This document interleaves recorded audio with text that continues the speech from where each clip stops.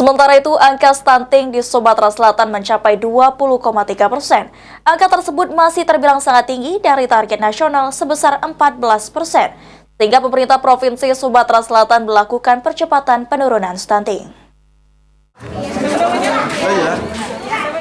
Pemerintah Provinsi Sumatera Selatan terus berupaya menekan stunting. Tercatat ada 291.000 keluarga yang beresiko stunting. Menurut Sekretaris Daerah Provinsi Sumatera Selatan Edward Chandra, angka stunting di Sumatera Selatan sepanjang tahun 2024 mencapai angka 20,3%. Guna mengurangi angka stunting, langkah konkret yang saat ini dilaksanakan yakni dengan mendorong gerakan orang tua asuh stunting. Sehingga dengan target 35.000 orang tua asuh stunting yang dimulai dari 2024 hingga 2025 ini, diharapkan dapat mengurangi angka stunting di Sumatera Selatan. Ingin ada targetnya di sana, yaitu 35.000 keluarga beresiko stunting di tahun 2024-2025 ini untuk bisa kita capai.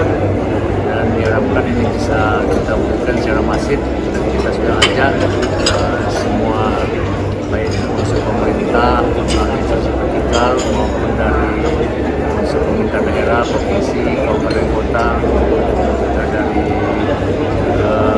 BUMN, BUMD, badan usaha swasta, semua kita harapkan ikut bagian dalam program asuh stunting ini yang bisa kita tekan.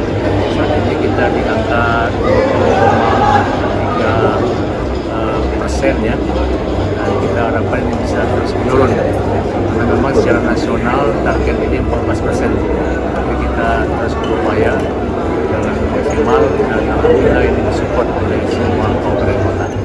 Sementara itu, pemerintah menginginkan penurunan prevalensi stunting sebanyak 14% hingga akhir tahun 2024. Lutfi Pal TV.